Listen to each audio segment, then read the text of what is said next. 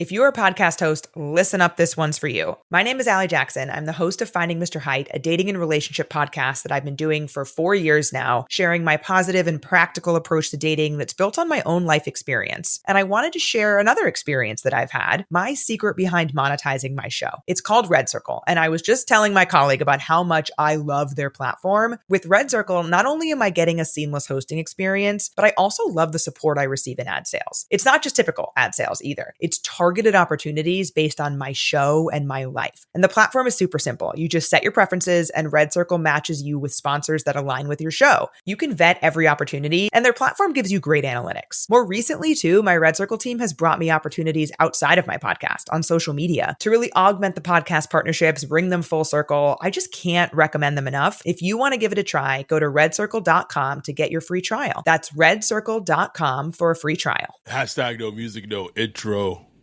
We are back. Sate's Block Party podcast coming at you. Adam joined here with my guy, one of my best friends, Ryan, aka Wolf. What up? And we already got shout out to our dude Michael in the chat with the $1.99 super chat. The goal set for 10 super chats. If you're watching on YouTube, please like and subscribe. Please. Subscribe has been slowing down a little bit, man. I know y'all watching. That subscribe button. Just hit it. Just Please subscribe. Like and subscribe if you're listening on anything else, Apple Podcasts, Spotify, what have you. 5 stars, like, follow, all that. Eddie said, want to try Cutwater, any Rex? Mango Cutwater. I'd also say like mango and lime are my favorites. And like anything else other than that, like I don't really vibe with the best. But if you stick with the mango and you stick with the lime, they will not lead you astray. But we wanted to have this podcast. Saints had another training camp practice, paddock training camp practice. They have another practice tomorrow. That one's closed to the public. The media will be covering it. And then they have some this weekend. And then they come out next week out here to the West Coast, to Los Angeles. And then they face the Chargers on the first preseason game on Sunday, which I will be in attendance at. But I think baby. It's on. There's football tomorrow. The Chargers will be taking on, I'm blanking on the team. Lions. There you go. Chargers will be taking on Lions in the Hall of Fame game tomorrow. So football will be back. But the reason I wanted for us to have this episode is there's a lot of conversation. Yes. Going on. Our Discord has been ablaze all day.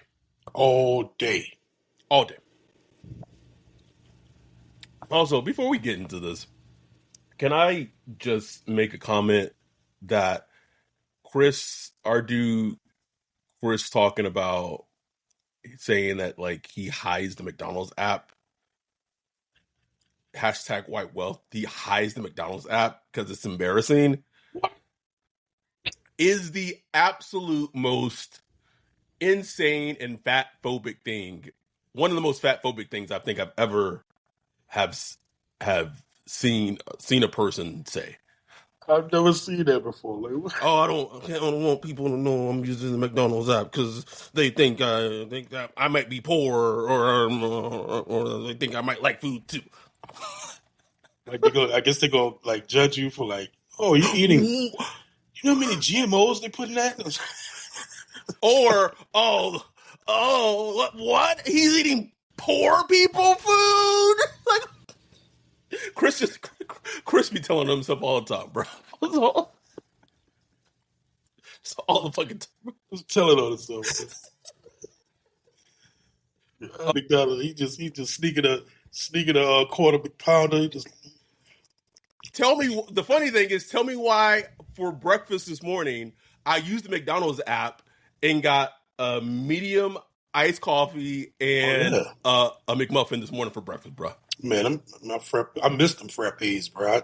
Bro, the old diabetes thing. I had to lay off of. Bro, but when they first came out, though, bro. Boy, I was getting the large one, boy. I get that warm cookie. With the warm cookie? Oh, nigga was fat. Nigga, and the cookie, bro. Nigga was having a frappe and a cookie, nigga. Bakery's just like, like Spider-Man with the train, nigga, just hold on. Bakery's couldn't take it no more. That's why your ass almost died at that Texas game. I was seeing freaking blurry, brother. Anyway, so let's actually talk about this. Like, it's just this has been just such an interesting conversation. And on one hand, there's a part of me that says, like, it's just what training camp practice 6, right. Maybe 7, gotta 6. Keep reminding it, man. It's just day 6. But then there's another part of me that's also it's the process. I think that it's confusing, and I guess let's just get into it, right? Because sometimes we kind of like, kind of tea and just got into it a little later. No, we go. This is we got to start at the beginning. So Jake Haener. Because this is like the rotation that Kellen told the guys the rotation is going to be. Jake Haener got snaps with the ones today. Again, a lot of them. And at some point, and I tried to not make the title of this episode too clickbaity, but literally what I said was, will Shough be quarterback 3 and Rattler quarterback 1? And the reason I titled it that way wasn't really to be clickbaity, because at this point, if you, again, it's practice number 6, but if you are reading between the tea leaves, at some point you may start to see like a picture of either Shough isn't going to be ready. Like, I'm having the question, and Bobby Aber had a great hit with Mike Detillier on WWL, but I'm starting to have a question, like, is Shough going to even be quarterback 2? Like, is he going to be backup? Like, that's where, like, it's a legitimate question. I don't know right now. I don't know. I don't think the coaching staff knows right now, but I think, like you say all the time, you pay attention to the actions. Like, the teams will tell you what they do by their actions. Now, whatever they say in the presser doesn't matter. Look at the actions. Right now, he's QB3, bro. Like, even if you just look at total throws done in camp, 7-on-7s and team, he's QB3. Shout out to Ross Jackson for keeping. Ross Jackson, he keeping a whole tally, all that. Louisiana Sports.net. I'm a butcher. Sorry. So Rattlers had the most thus far, 71. Mm-hmm. Behind them, Haener's had 63. Shough's had 50. The reason that's why that's, and people can talk about, why are people keeping up with like statistics during training camp?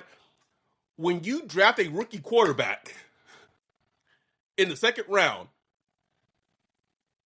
it's a very noticeable thing that quarterback has had the least amount of throwing reps in training camp. In a 3-man quarterback competition. That's noticeable. Yeah. It is. Like, I don't know I don't know what else to say. Like, it's just noticeable. And I just, when like the first time a couple of days ago when they gave Haener 1 snaps, I was like, don't love it, but okay. Like, I get it. You're trying to be fair. You're trying to say, look, I'm giving everybody an opportunity. I get that. Okay. Right. Cool. then the day, it was just like, it was a reaction across the board. Like, it wasn't just like us. It was even Greg Rosenthal. Like, why? Why? Like, what are we doing here? Like, what exactly is the thought process here? And that's what I've just been trying to figure out. Like, what's the thought process?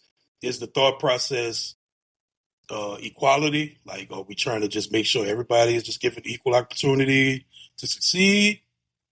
Or is it, I got to evaluate my offense? And I have to put the people out there that I could best evaluate my offense, all along while also evaluating the quarterback position. You know what I'm saying? I don't know the answer to that, but I'm leaning to that one. Like, I'm leaning there when you watch Shough, who it has not played bad. Like, I don't want to like, right. I don't want to put out there like he's just, man, this dude's been sucking out there. He's just looking trash. No, that is not the case. He's made some nice throws. He's made some nice plays. He's done some nice things. But as far as like what Kellen calls the operation, and just going through all the little things that a quarterback has to do, and just making the reads, hitting the right throws at the right time, stuff like that, and executing. I don't think he's there yet. Right. And you also evaluate the offensive line. You evaluate wide receivers. You evaluating pass catch, running backs. You evaluate the defense. Like, you evaluating all of that. And in order for you to really get a good picture of that, you have to have like a quarterback doing like quarterback things. You know what I'm saying? Right.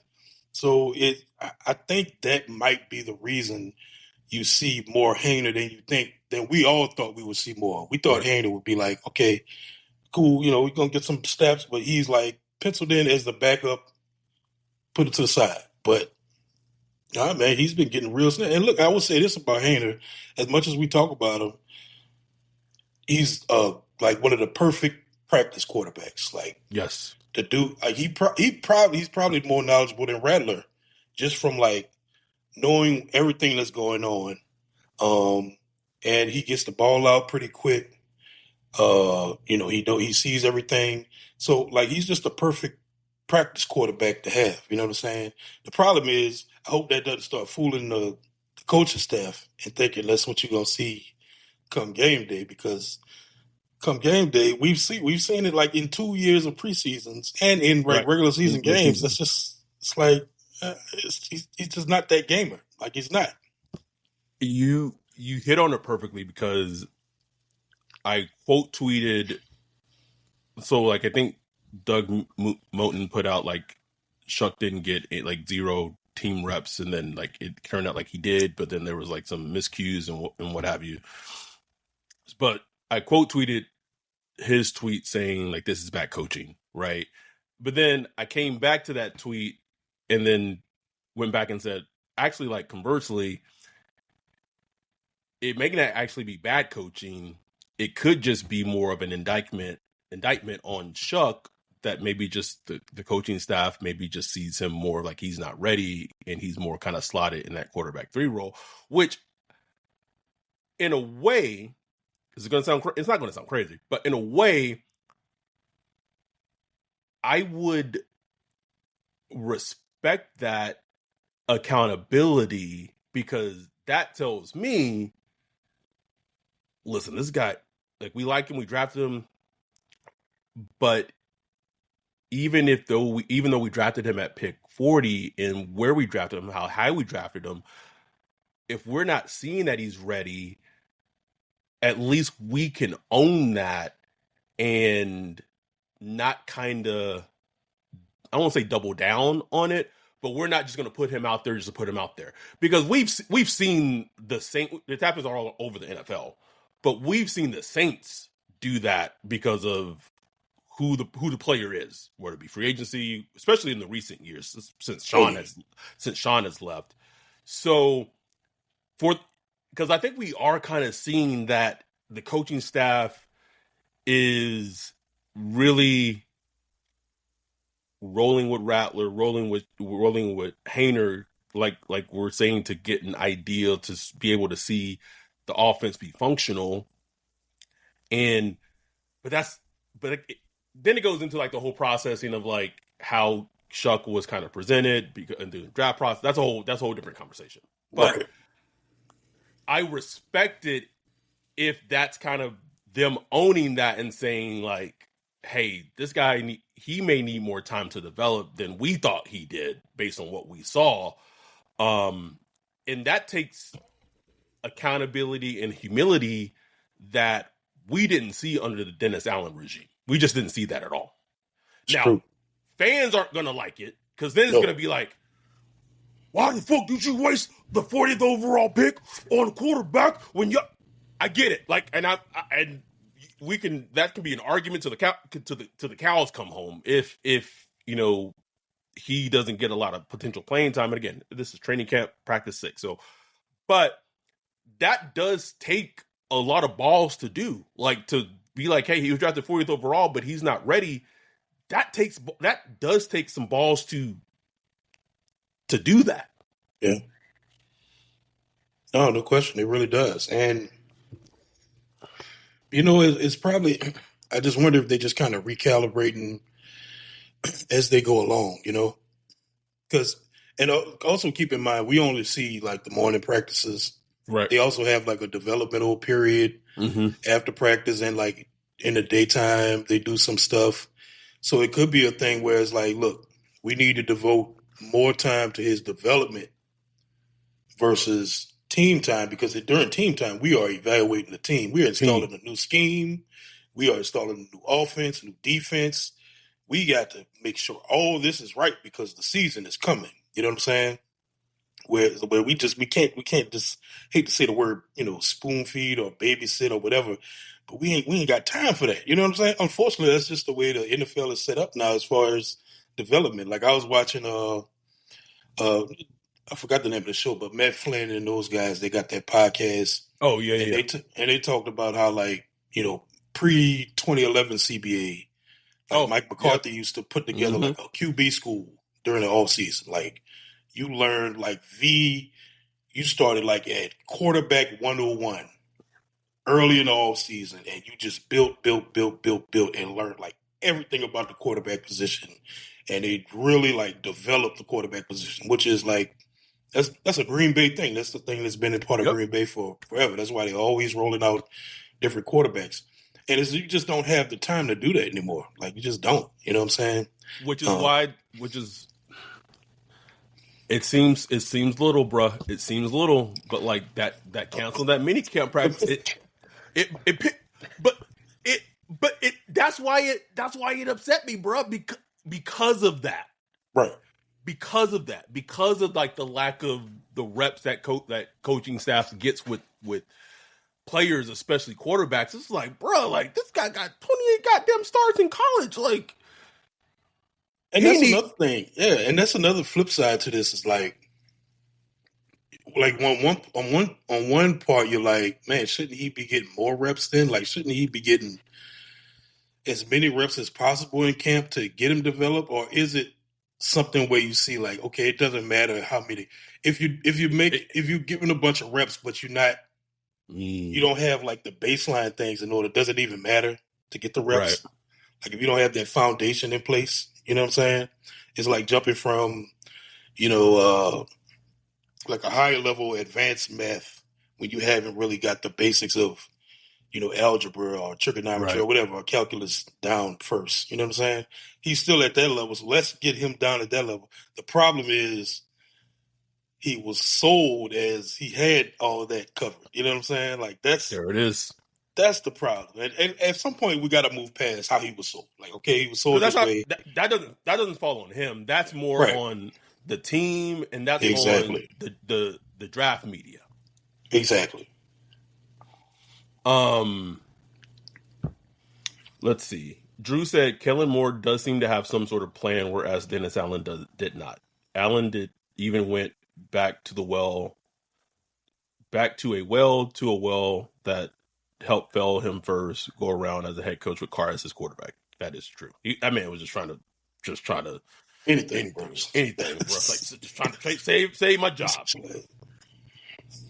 It was very interesting. I would highly recommend listening. You posted in our Discord. Highly recommend listening to the Bobby Bear, his hit on WWL, talking about how he could see the path going very similar to how the Patriots did it last year with Jacoby Brissett and Drake May, where kind of Spencer was put out there for the first maybe few weeks of the season as kind of like sacrificial lamb, like, go out there and take those hits, buddy. Like,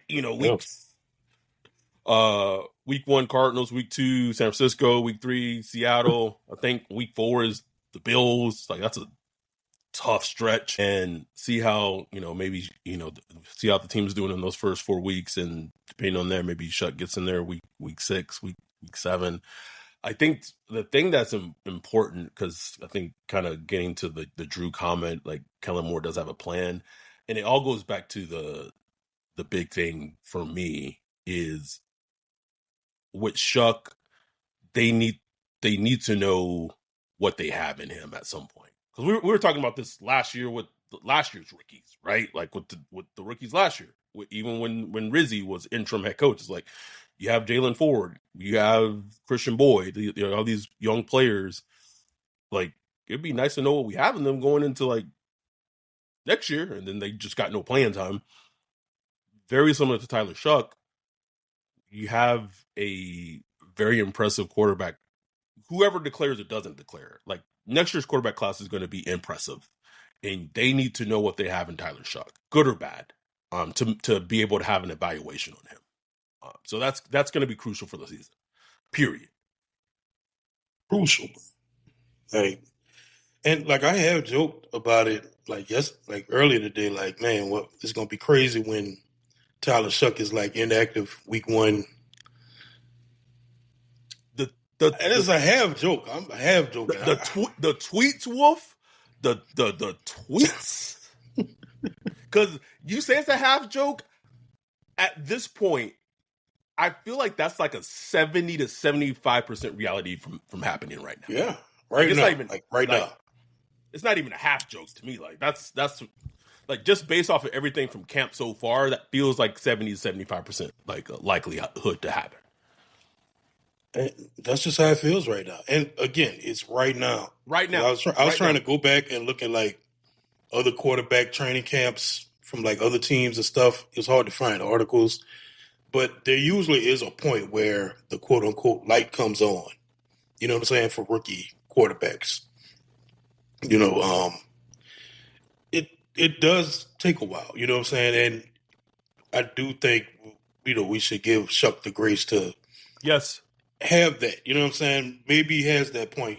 Even today, I noticed like he was getting the ball out just a little bit better. It was still not there where you want to see it, but he was just making the throws a little bit better today. And I think it could be a process like that where, okay, maybe a week from now, maybe when they're out in California, or maybe the week after that, where you start seeing Shough perform a little better, start processing things a little better and stuff like that. And so, that would change the calculus on everything, not saying that that'll make him a starter week 1, but then it's like, okay, we're moving to the point where we can start preparing him to eventually start at some point, But right now, I just don't think starting him is like not in the equation right now. Right now, it's like, let's get him understanding the NFL quarterback game. You know what I'm saying? Like, let's get him to that point. Because as we've said many times on this show, playing quarterback is hard, bro. Go watch quarterback.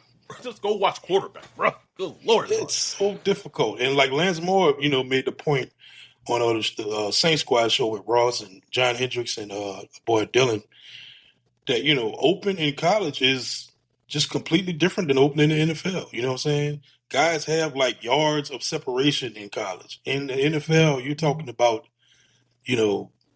this much space. That's open. Like, that's open. Like, and a lot of times you got to do that before you see it. You got to do it with a guy just before he's making his break, because you got a pass rush coming and you got this going on and that going on.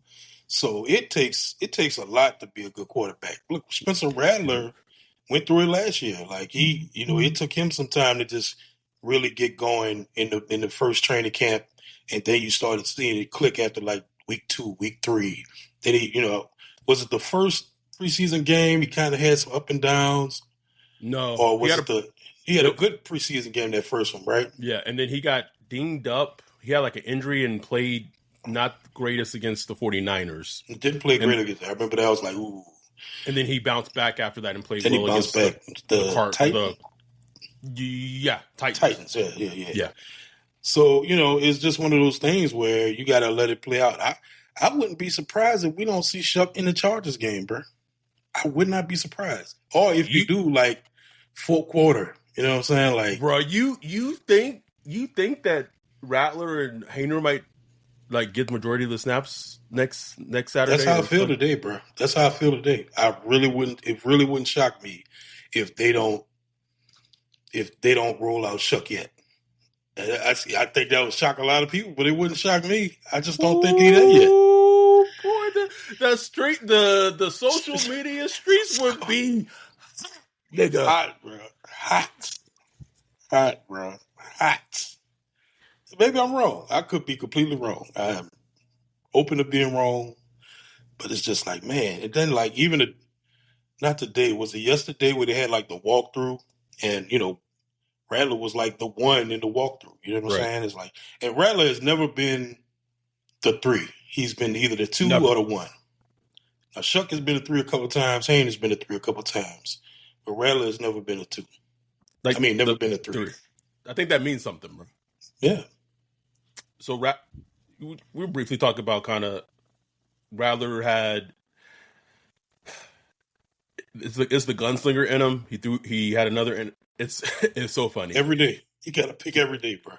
He had like the good deep pass on 707 to Dixon, and I quote tweeted it, and I was like, oh, I hope this gets better because his deep pass accuracy last season was like not great, and then like maybe like I don't know 15, 20 minutes later gets intercepted by Quincy Riley, which is Quincy Riley's second interception in training camp.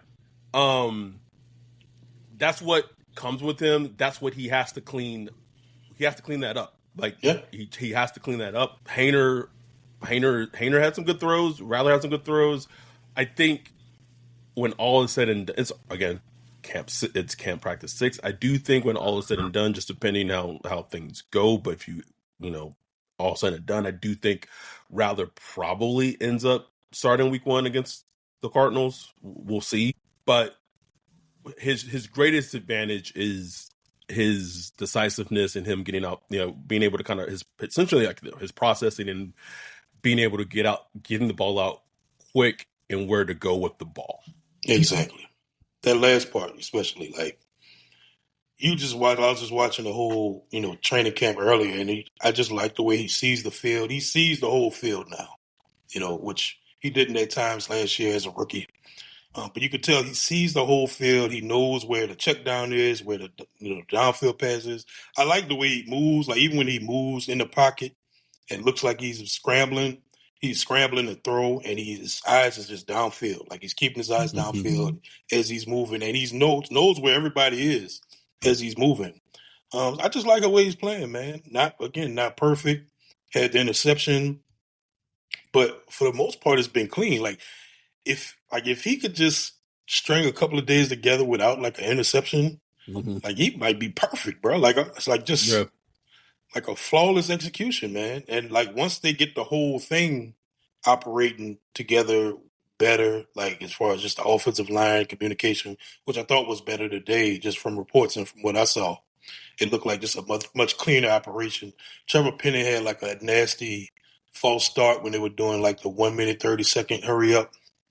He had like a nasty false start. I thought he played well today other than that, but it seems like he is transitioning really seamlessly to left guard. Like after we talked about it last week without the pads on. That's why we said like, hey, wait till the pads come on. Like because Trevor is like the type like you gotta like pads gotta come on for Trevor. Like gotta come on, bro.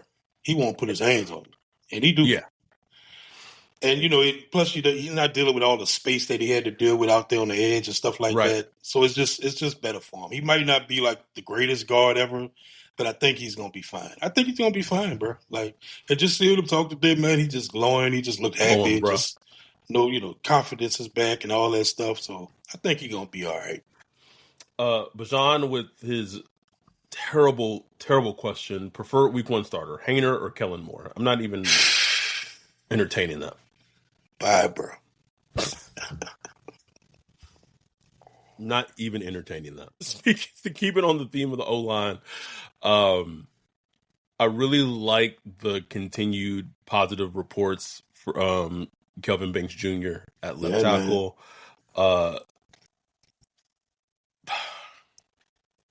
Just wish this team, like, Banks is probably going to be at best like maybe like a Pro Bowl left tackle if he like really hits. Maybe he might get an All Pro if he like really hits.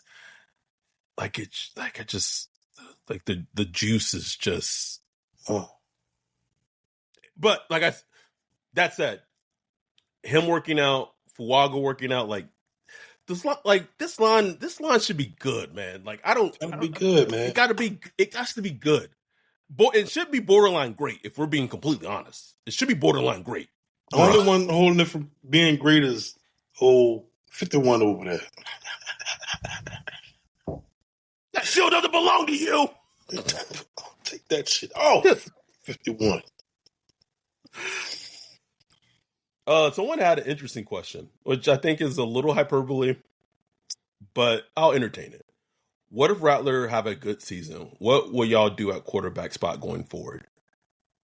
I would probably still, with this, I mean, with the talent in the next year's draft class coming up, depending on where they're picking, I would still probably add a quarterback in the draft. Because like the talent in next year's draft at quarterback is immense. It truly is immense. Like when we say a good Rattler season, I'm thinking like, give me top 20-ish QB play. Like that's a really good Rattler season for me. But there's also not enough to like pass Mac Jones, on. like Mac the stand. Like it's like the one we always throw at Mac Jones rookie season. Mac Jones rookie season. Give me that. But that's not enough for me to bypass. But, it depends how the draft goes. You know what I'm saying? Like where we fall in the draft. Are we picking like 7th or 8th? Are we picking 2nd or 3rd? Like those are two big differences. Yes, you could possibly trade. Who knows how that works and stuff like that. But I wouldn't bypass quarterback. It's an interesting situation, bro. Like I can't. Like okay, like the Titans took Will Levis in the 2nd round. Yeah. And then they stuck with him the next year. Yes. They rolled him out, and then this year they went and got Cam Ward. Did the Titans have a 1st round pick? Not this past draft, but the year before, like the big quarterback draft. Yeah, they drafted Alabama guy. What if everything you've been taught about happiness is wrong? We chase careers, approval, more stuff, hoping it'll finally make us feel fulfilled, but it never sticks. What if happiness isn't out there, but already inside you, just waiting to be unlocked? Discover the book, The Happiness Experiment.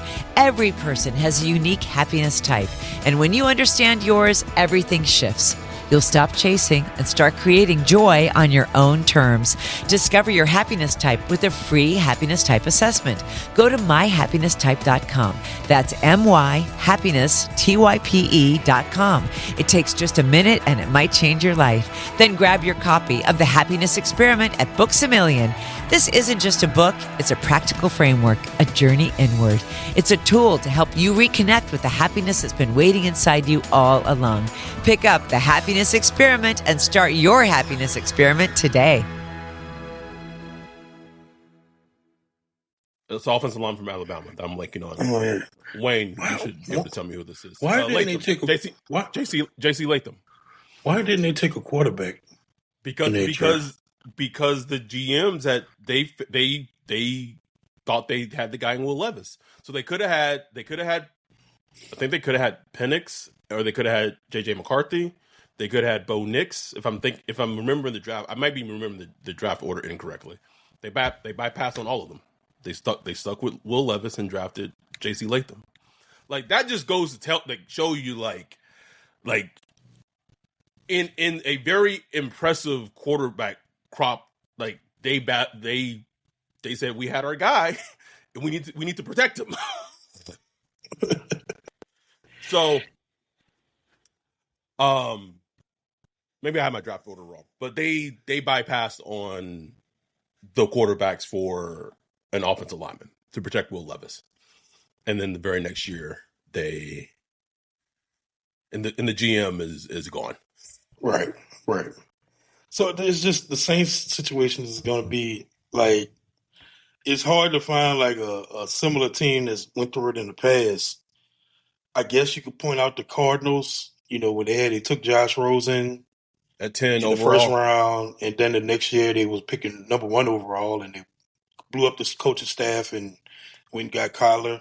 I guess it's kind of similar to that, but it would be the same coaching staff. I would assume.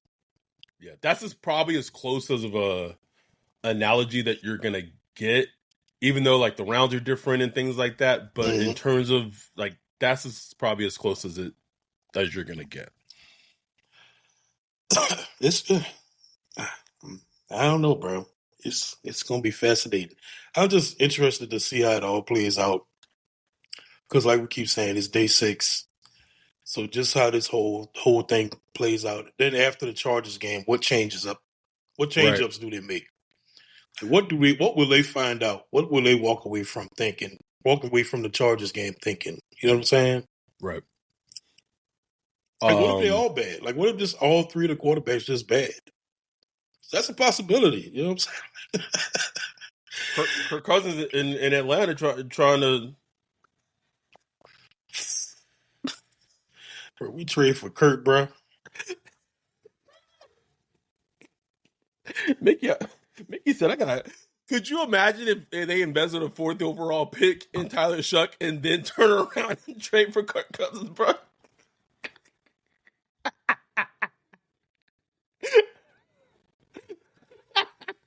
Oh, and that Jawan Johnson got hurt today. Sounds like it's gonna be short though, but it literally was on my radar yesterday. I was just, and I don't know why it came to me, but it came to me because I was just thinking in the season, but I was like, man, y'all realize like if something happened to Jawan in the season, like there's like literally no tight ends behind. There's like literally no tight ends behind him. None. Like, we don't know where Taysom at as far as like his recovery. No idea. Taysom, Dallin Hoken said, I'm good. Good. Noah Fant still on his hashtag food tour. It like, so hopefully it's minor with Juwan, but for a team that has invested so little in getting better, like offensive weapon, I guess adding offensive weapons, they can't afford anything. Like they can't afford injuries anywhere. But it's such a weird thing because we've had this conversation with like about Mickey before, because like last year the whole conversation was like injuries, but it was like because the depth was bad.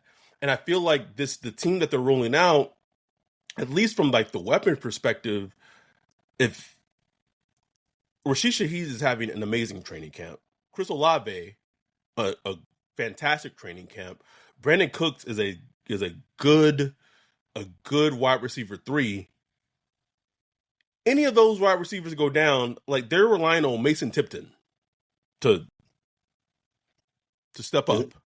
And he making a team, bro. Mason Tipton making a team. He is locked. Put it in pen, put it in Sharpie. He is locked to make. But the funny thing is, like, he's locked for like Spencer Rattler to make the team, but like anyone else is like.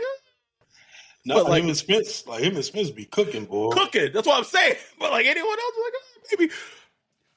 That's the thing. It's like, and like he's not our favorite. We have him both blocked. But if you listen to like Jeff Duncan in one of the, I think the reports or articles he put out, he said like the Saints had been like begging Keenan Allen to like come, and Keenan been like. Which is understandable. Like if you Keenan Allen, it's like, why in the world? Like I don't need money that bad. Anyhow, I feel like this podcast has been a little. Let's try to lift it up. Lift it up. We do need to do our yearly, our annual, what all could go positive, and what all could go wrong podcast. I feel like we could put that in all one episode. So we still need to do our annual episode on that because we do that every year. I do feel overall pretty good about the offensive line. If they have an injury, that happens across the league. But overall, the starting offensive line, I feel good about. I think they'll be good. Okay, whoever the quarterback is, I think they'll be good. We've talked about this before, but it really does seem like the defensive line is improved. I think they'll be better as a whole. Gottschall seems like he's the dude in the middle. Chase Young, big creep on the edges. You said it. Here's a question I know I just said about being positive. Is 5-5 making the team, Wolf? 5-5. Does 5-5 make the team? I don't see it, bro. And this is me removing all bias. I know we've joked on Foskett for years. I've watched all these training camps, and I have looked at 55 like I'm watching him. I'm like, show me something, bro. Show me something. And he has done nothing, bro. I mean, not only that, it's just not good, like not good football. Like missing assignments, running backs getting by him.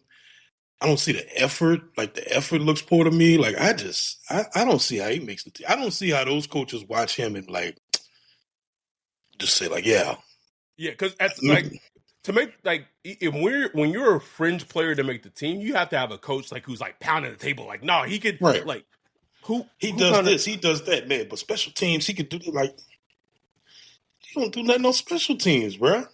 Now maybe he might get maybe because the depth, like maybe the depth won't be there or something, so he just kind of gets there just because they don't have it. Like I'm trying to see what Fadil Diggs does. I haven't really seen much from him. I mean, he's a 7th-round pick, so it's like if you get anything, that'd be a shock. But I don't know about 55, bro. But other than that, like I even say this about Cam Jordan, bro. I know Cam Jordan. We'd be like, oh Lord, Cam, bro, just go on the greener pastures and go away. I like how he's played, bro. Like I like how he's played. He's been running with the twos for the most part. They got him playing out wide. He's moving well, bro. He's playing with energy. I just love the energy he plays with. Just as like a 15 years, bro. You're 15 and you just out there. He out there just playing with energy and passion. So I do like seeing that. I appreciate that from him. And I think, he might give us a little something this year, maybe. A little something. Granderson's been great. Granderson came with it on his mind this year, bro. Now, how would all that play out in the season? Like, what does that mean? We getting double-digit sacks and stuff like that? I don't know. I got to see how the defense play out. I got to see it all come together. But I like the defense, bro. I like Kool-Aid McKinstry. Kool-Aid, bro. Like, he been locked in, playing in a defense he familiar with. I like the way Kool-Aid playing, bro. I really do. It's funny because he had a presser today talking about it just. I'm not a football savant. I will completely 100% put that out there.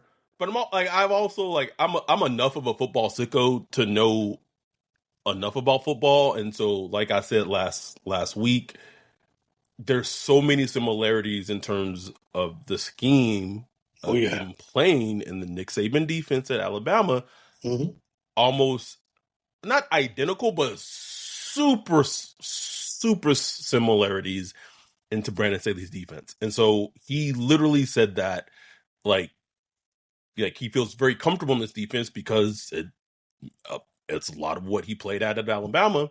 Yep. And so it's not surprising that he is so like we talked about last week. I think it was last week that in this Brandon Staley defense, it's very like, okay, if this receiver does this, or if the split is this, like that's how intricate the defense is. It's like if the split is this, if the formation is this, you got to do this I got to do this. He already has that kind of built-in knowledge because he played with it so much at college. And so it's not surprising to me that he's taken to this defense like a hand in glove. Like, it's not surprising to me at all. He's going to get tested very early out the season. He has Marvin Harrison Jr., week 1. And we'll see how Brandon Staley does it. Like, we don't know if he's going to, follow, if it's going to be just sides. We don't know. I need, whatever it is, I need Alante to stay near the line of scrimmage or to stay in the slot. I mean, that move Olave put on him today, bro. Good God.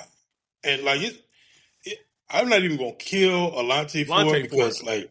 I don't know there's not a lot of corners in the league that, like...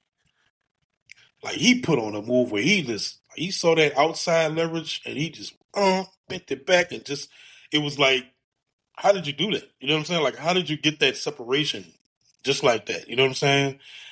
But Alante, like,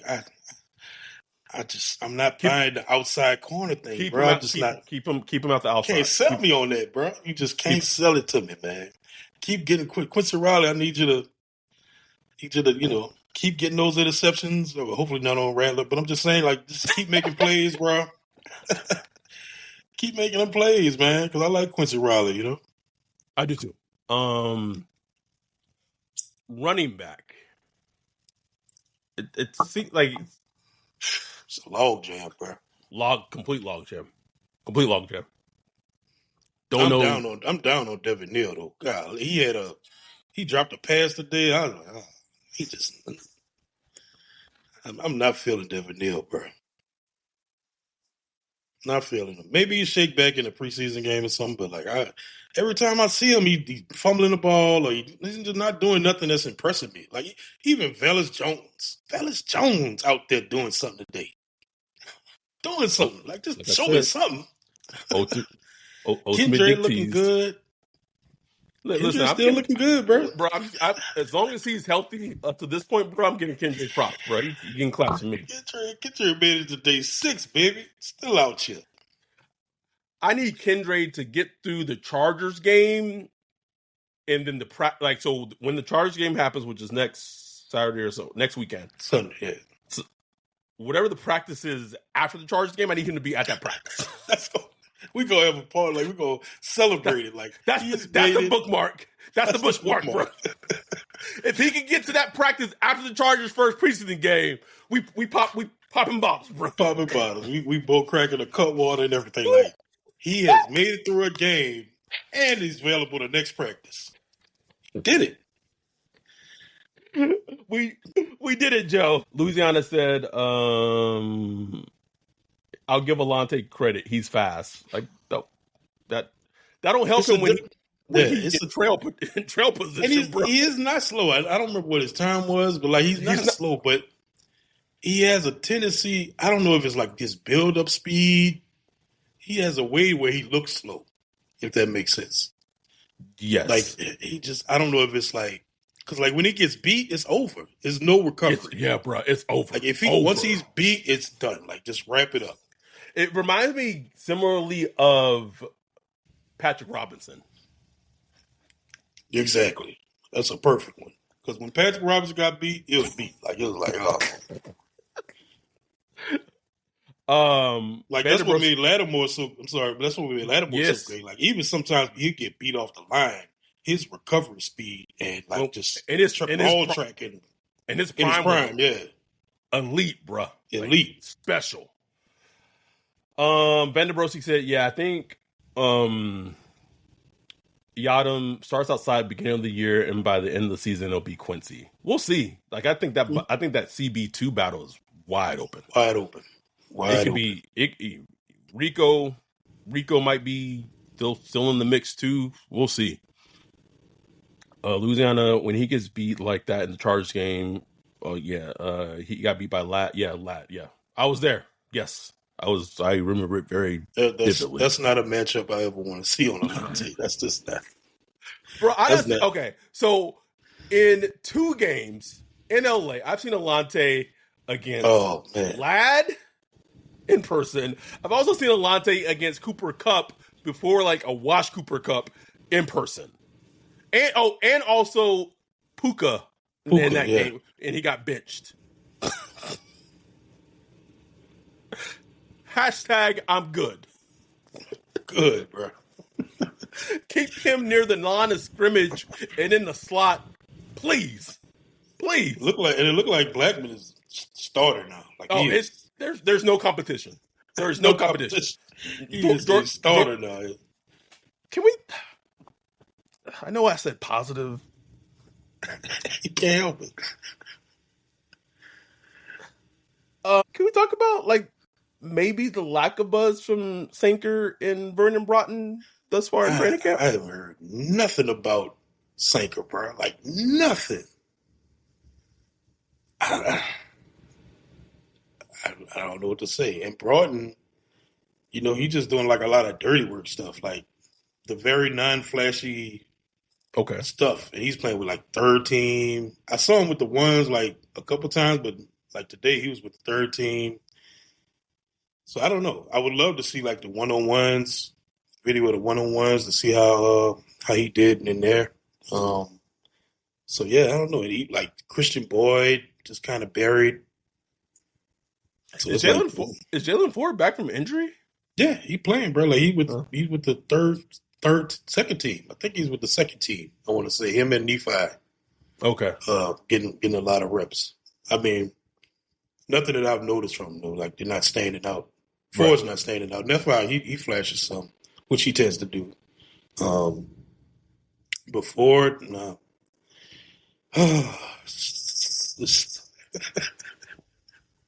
It's those drafts, bro. Like,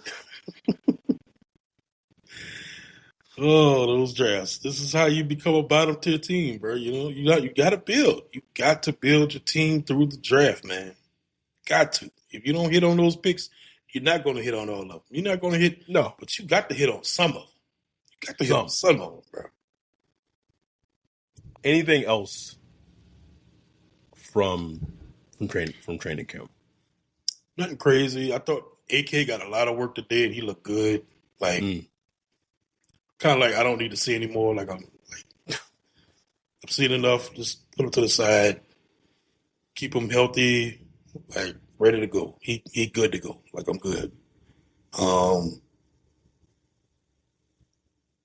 don't know, bro. Like just gotta let this play. Tight end, Movado making some plays today, bro. We need him. We need Movado.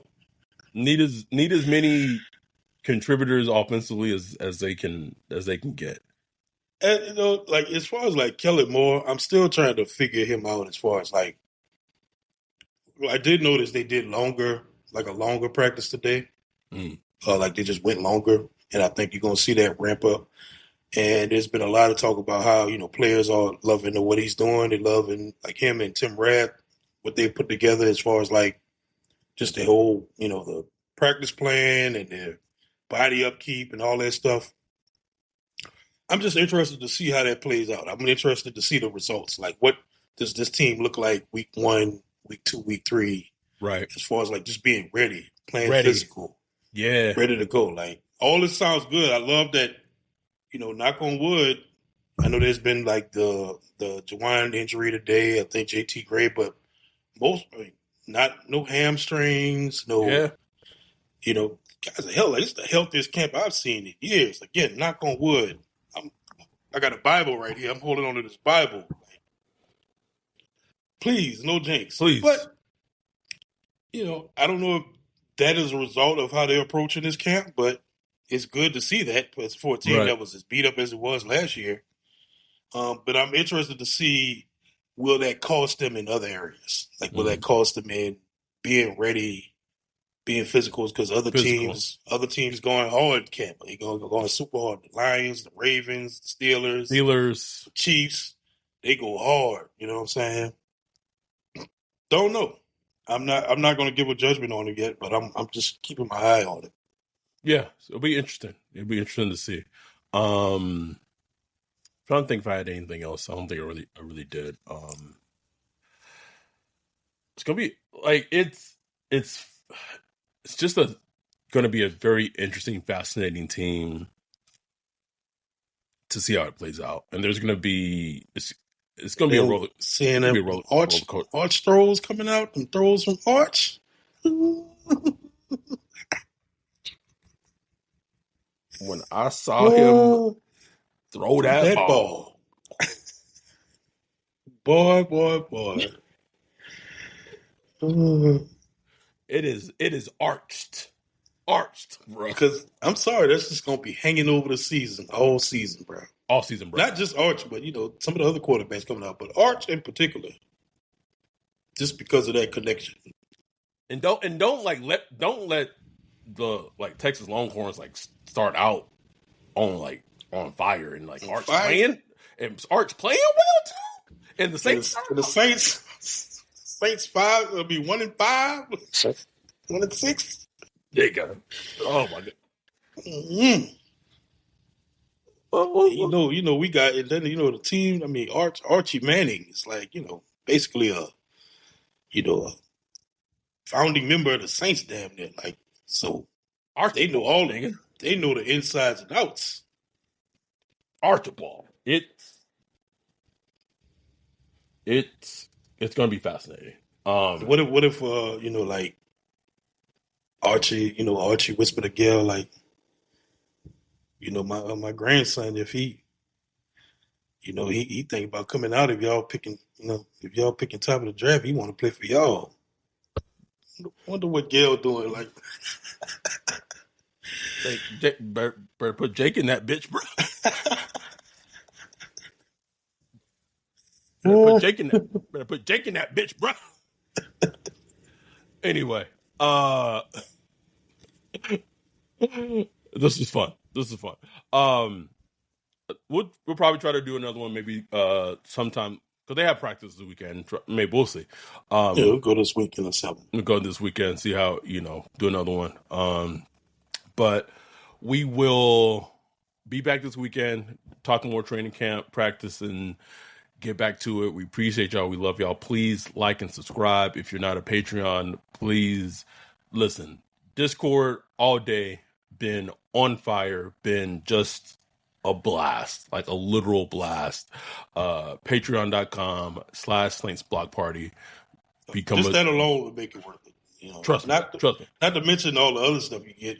Just by becoming a $1 a month member, that's all kind of other stuff. Adless episodes, come to meetups, Discord, all kind of stuff, man. But just the Discord alone is worth it, honestly. It really is. But we will be back this weekend talking more Saints training camp, get you all up of all the happenings, what's going on with the Saints. We appreciate y'all. We love y'all. We'll be back this weekend. With that, we are out. Peace.